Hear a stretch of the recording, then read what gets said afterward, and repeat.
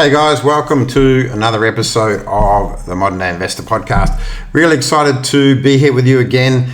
And in the last episode, we spoke about, what Billy and I have been doing and how her and I have been traveling the world, right? Or traveling the UK and traveling Europe. And before I started this, I was trying to remember exactly where we were when I did the podcast. But since then, we have been doing, we've been to Amsterdam, we've been to Munich, we've been to Berlin, Prague, and we've had a lot of fun, right? So we've been at what we call the end, right? So we've been doing this, we've had this goal that once our children our youngest was 18 and, set in a job and what have you, we would then go and become digital nomads or, investor nomads, whatever you want to call it. And so this is what we've been doing. And, our goal here is to share with you how we're doing it, how we got to where we are. Because a lot of people, if you're listening for the first time or haven't really done much investing, you might be thinking, that investing sounds too complicated. I won't be able to understand it. You've seen people lose money in investments. You don't want to take the risk, or even, I'm too old to start investing now. It could be a bunch of these questions that you're looking to, you've been thinking about, right? And I get that, The key here, though, is to really start to think about, well, what is it that you ultimately want to achieve? And do you have the capacity on your current income to do it, right? And when I mean capacity, I mean time-wise. Are you earning enough to get to where you want, cover all the goals that you have, whatever those goals may be, whether helping out your children, helping out your parents, your grandparents, or just wanting a better lifestyle than what you potentially have right now. All of these, questions, and they do need to be answered. But what I want to really sort of get through this first series on the Modern Day Investor Podcast is to help you guys build these foundations, whether they're from an education point of view, whether it's from an investing point of view in terms of what types of investments do you start with, what sort of data do you need, so on and so on. And like I said last time, guys, this is my favorite shirt. I won't wear this shirt all the time on the podcast, but, responsibility starts within.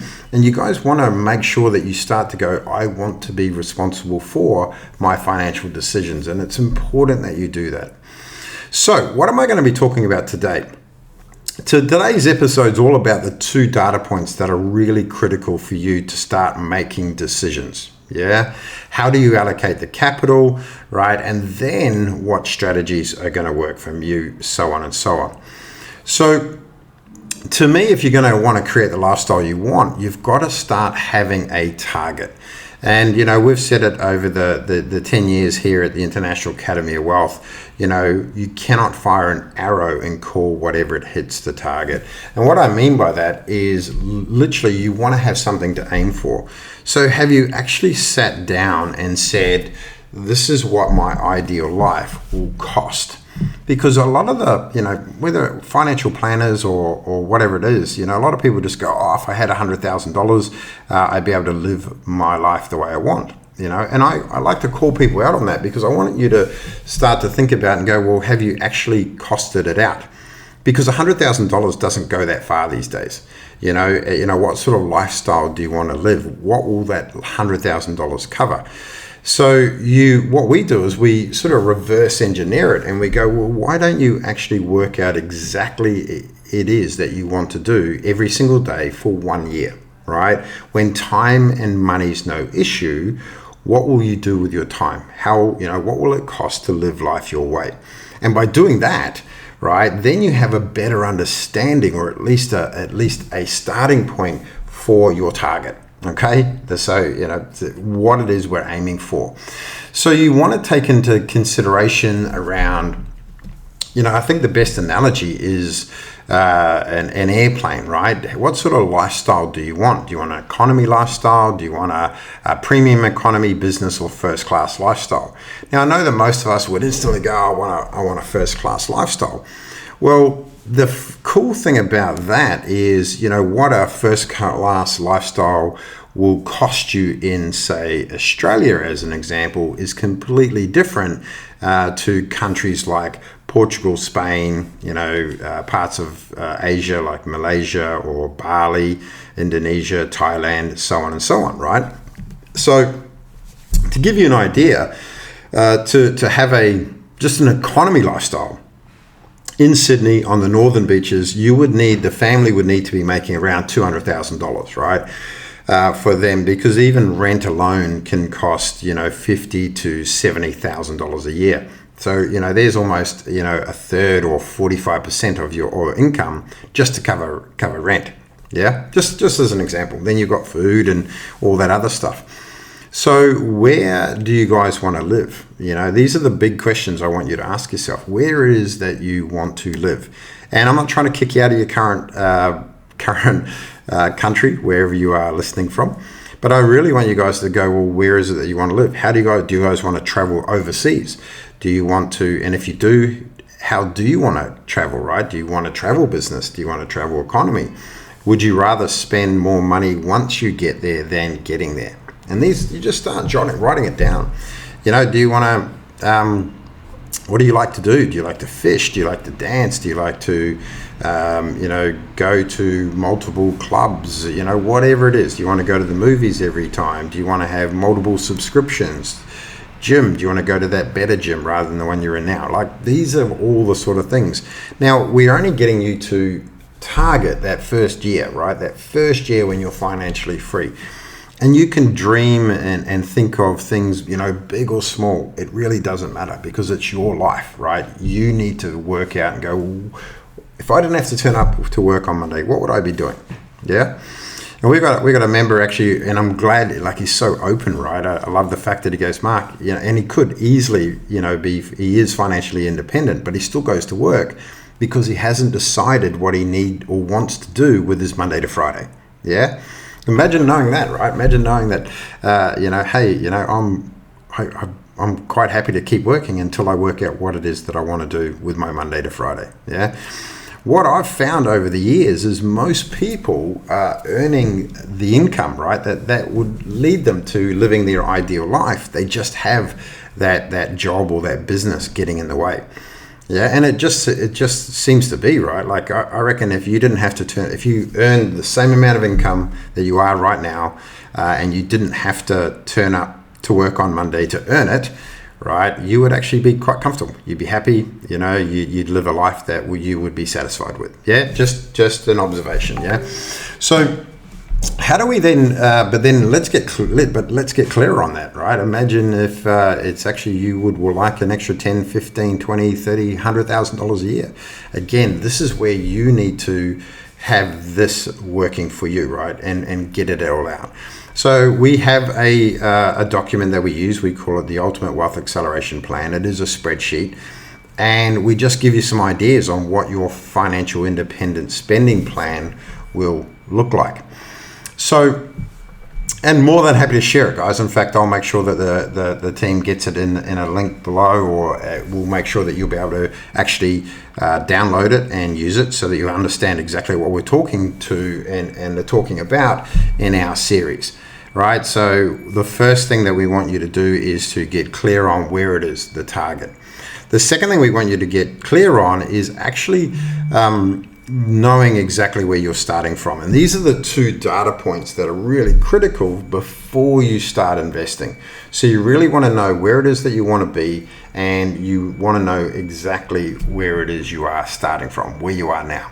And this is about getting all your assets and liabilities, right? So everything that you own, whether it's, a stamp collection or, cash in the bank, crypto, property, shares, any pensions or superannuations, so on and so on, and then everything that you owe. And you have to be really honest with yourself. So you've got to, if you owe grandma, $500, then put it in that column. And the easiest way to do this, and again, until you've got our spreadsheet, guys, the easiest way to do this is just grab a piece of paper, draw a T, and on one side you put assets, on the other side you put liabilities. And when you've done that, you add up all your assets, right, what the value is, and everything that you owe, all the liabilities. And you'll have those two amounts. Now the difference is your net worth, okay? And your net worth is something that we want to increase over time, because your net worth will ultimately allow you to start building more cash flow, which I'll talk more about shortly. Right now, unfortunately, right, sometimes you may be starting your net worth at a negative position. And what I mean by that is it just means that you owe more money than what you own. Yeah, and it's okay. Billy and I have been there. Yeah, many years ago when we were first setting up our business. What happened was we were actually, we got to a point where we were building a brand new business. We were just learning in this space, and we actually had to leave our groceries at Woolworths because we had no credit cards left, we had no cash in the bank. And, Billy was actually pregnant at the time, with Riley, our second child. So here we are with a 2-year-old, wife's pregnant. We had to leave our food there. And, we got into the car park, and, I had a big smile on my face. And Billy's going, hey, babe, why are you smiling? And I said, sweetie, we're at the bottom, right? There's nowhere else to go but up. And so that's what we did, right? We built our business from there. And I knew that our business was taking off, and we were only a week away from having more money come in again, and then we started to get that money to work for us, and we continue to learn. Yeah, so it doesn't matter where you're starting from, you just have to start, and having these 2 data points is really critical for this, right? No matter what the numbers say. Yeah, hope that makes sense. Yeah, so by doing that, it allows you to, like I said, you now have where you are right now, what it is that you need to do to get started. And it could be as simple as start to get rid of some debt, and start to do some other things like creating a wealth account, which I'll talk more about in another episode. It could be just a matter to increase your current active income. Right, it could be that you might have some lazy assets around. Right, I know that if you've bought a property, whether it's an investment property or your first home or a home over the last 5 years, you would definitely have some equity that you could utilize to go and buy more assets. Right, whether it's property or shares, crypto, whatever it may be. Now, I just want to be really clear here, guys, right, that, I'm no longer a financial advisor. I can't give any advice on this in this episode, in any of my episodes, and there'll always be disclaimers, right? So please be aware of that. I'm just giving you, my opinion, and it's here for education only. So, I don't want you to race off and try and get a loan from the bank and pull out the equity and then just go chuck it in crypto, right? I'm going to show you and talk to you over the next few episodes on what you can do to get ready. Yeah. So it's really important for you to understand that. All right. Now, the cool thing about investing, if I go back to some of the things that I said at the start about, investing sounds complicated, we can make it simplified by just starting with these foundations, starting with, knowing where you are, knowing where you want to be. Because even alone, just having those 2 data points, you get a clearer picture of what type of investing you need to do, right, to get to where you want to be based on where you are. Yeah. That's so cool, right? It just all of a sudden, we have members who just, even when they hear that, they go, okay, so that's made it easier. What's next? Well, the next thing that you need to look at doing is to allocate your capital first.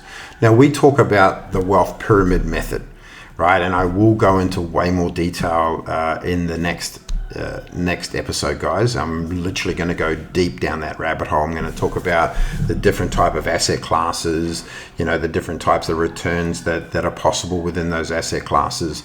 And so, I'll go dig into that one, and that one's quite a real, heavy sort of episode, but it's important to understand that. What I want to talk about now, though, is once you understand, the different asset classes, the next step, once you've got your 2 data points, is to allocate your capital, right? Now, this is the complete opposite of what we've ever pretty much learned, right? Because what happens is, if you go to a property person, they're going to sell you a property, right? Because that's what they know. If you go to a share person, they're going to sell you shares because that's what they know. Crypto, ETFs, financial planner, so on and so on. So I really want you to understand, we do the complete opposite of what we've been taught in the past, This is how you become a modern day investor. This is how you understand and you start to take responsibility, and you'll start to get the clarity and the confidence to make financial decisions yourself. Yeah, you'll get the clarity and the confidence to make financial decisions yourself, and you'll take responsibility for it. So the third thing you need to do, guys, is start to allocate the capital according to our wealth pyramid method, right? And you start to look for targeted returns that suit you. Yeah. What I mean by that is you're going to have, you're going to start to look at the types of asset classes and the types of timelines that those asset classes have, and then allocate the percentage of your capital that you have available to invest based on where you are now, where you want to be, and what those type of asset classes can give you from a return perspective. Yeah, it's totally different, right? It's completely different as to, what we've been told in the past where, again, you go to a financial planner and they'll tell you that you build this portfolio and you almost feel like you're stuck with that for life, right? It's definitely predominantly a buy and hold process, and that's okay for some people, right? Or we used to joke and call it a buy and hope, okay? But it's not always the case. I believe financial planners have a role to play, yeah. But you've got to remember, a financial planner can only give you advice based on their preferred product list, right? So, they have a license, and then they can only give you advice on the products that they have on their license, which is a shame, right? I think a financial planner should be able to give you advice on whatever you ask them to give advice on. Now, they should be open and say, hey, I have no idea what crypto is, or I don't understand crypto, so therefore I can't give you advice on it. But if they truly understood what crypto is, they should actually give you advice on it, right? And build a portfolio on, on that knowledge and share it with you. And then you decide whether you would take that up or not, which, that's okay. So guys, I think the best thing I can do is to leave this episode there. Like I said, I'll make sure that there'll be a link near the podcast, or I'll make sure that you'll be able to get access to the Ultimate Wealth Acceleration Plan, because I'm going to help you guys build that out over these next 3 or 4 episodes, right? So when you get access to it, the first 2 tabs I want you guys to look at is your starting point and your net worth. And then the third one is what we call your financial independence spending plan, which is your target. Yeah. Now you'll see that there's a 4th tab on there in green, which is called your financial house. Now it's really important for you to also get your financial house in order. And I will talk more about that in the next episode. Yeah. So hopefully that was useful, guys. I'm looking forward to the next episode where I talk about the financial house, right? Why would the universe give you more money when you're not managing the money you have? And then I'm going to go into, how to start thinking and about investing differently. I'm going to talk about the old way, and I'm going to explain how we used to do it as a financial planner. And then I'm going to talk about the new way and talk about the wealth pyramid method, and then tying all that together. Yeah. And go from there. So speak to you then, guys. Bye for now. None of this is advice, not even general advice. This is for entertainment purposes and education only. If you'd like to seek specific advice to your personal circumstances, we urge you to speak to a licensed financial professional.